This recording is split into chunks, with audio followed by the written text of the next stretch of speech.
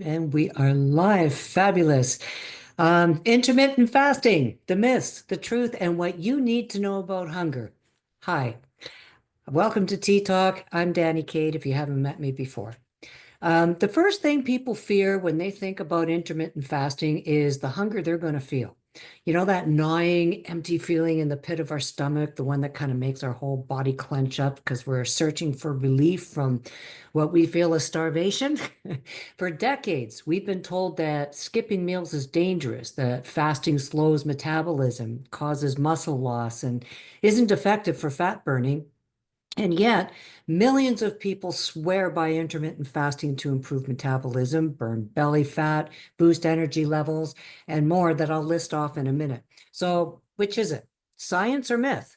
Today, we're going to have a look at the three biggest misconceptions people search for online when it comes to intermittent fasting, the benefits and the dangers, and we're going to start with the metabolism myth that people want to know. Does intermittent fasting slow down metabolism? Well, apparently it's a common belief that skipping meals will indeed, it's going to slow down your metabolism. This subject is actually a main one on many health conversations. The assumption basically is that when food intake decreases, the body panics, it goes into survival mode, and then it starts storing fat instead of burning it. And I used to believe that too. But that's not what actually happens if it's done right.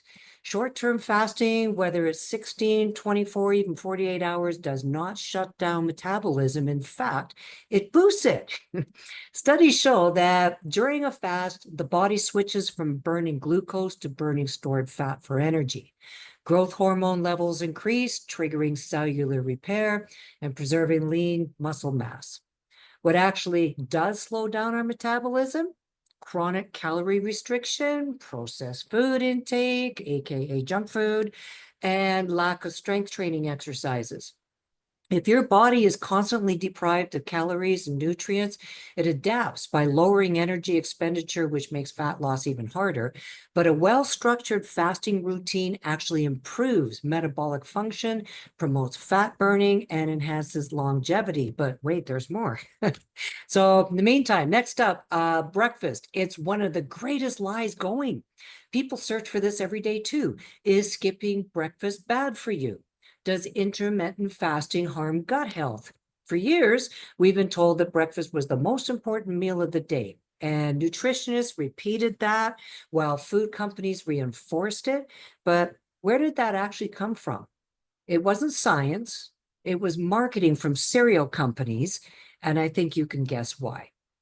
The reality, your body doesn't require breakfast to stay healthy.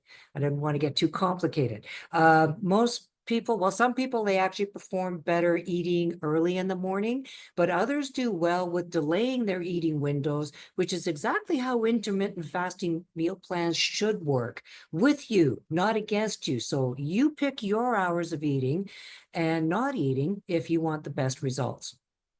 Gut health and digestion will adjust. So it's not about eating in the morning. It's about what food choices you make throughout the day, especially your first meal that breaks that fast. Does skipping breakfast harm metabolism? No. Does it lead to overeating later in the day?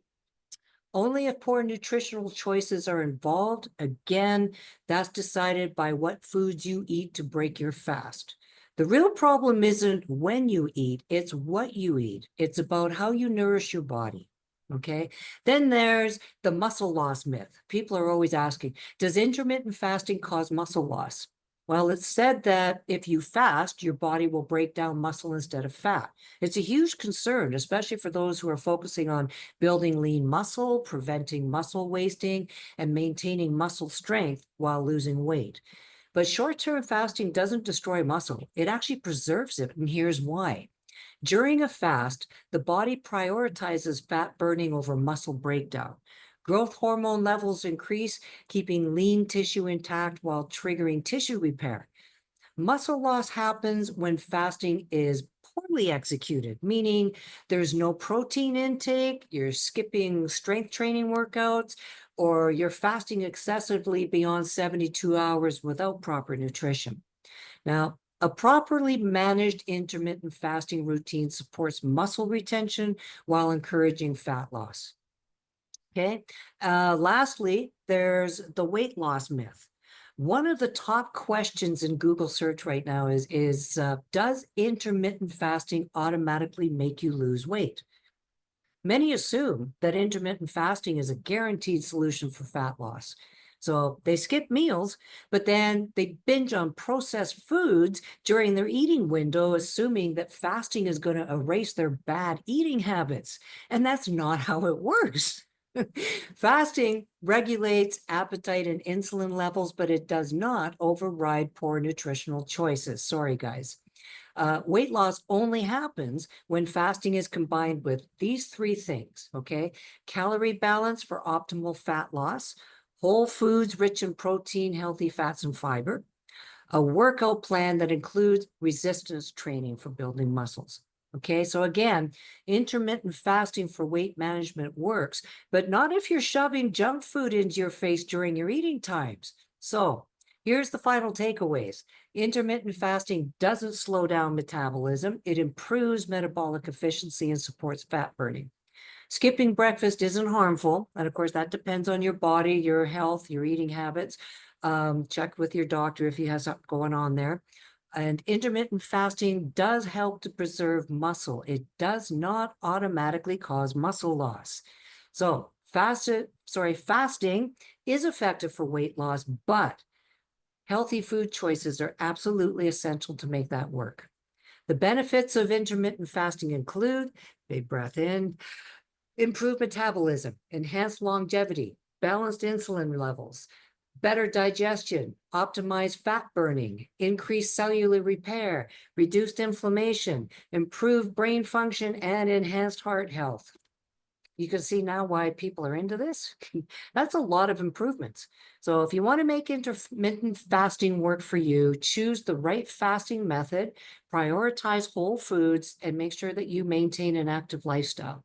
You can learn more about doing those things in my free online wellness center. I'm going to put the link above, below, sideways, wherever it is going to land for you, with some other useful links after the show. So enjoy that. And just so you know, I'll be back tomorrow at 1 p.m., same place, just an hour earlier, because now that it's June, we're into men's health. So in my weekly wellness show, I want to start getting into that with you. So thanks for being here with me, everyone. I really appreciate it. I hope that this has been helpful for you. If you have any questions, just drop the word fasting and I'll get in touch with you and see what I can do to help you out. All right. Remember to click that link for my wellness center and then you can learn what else is going to help you with this. Thanks, everyone. Make it a great day and I'll see you tomorrow. Bye for now.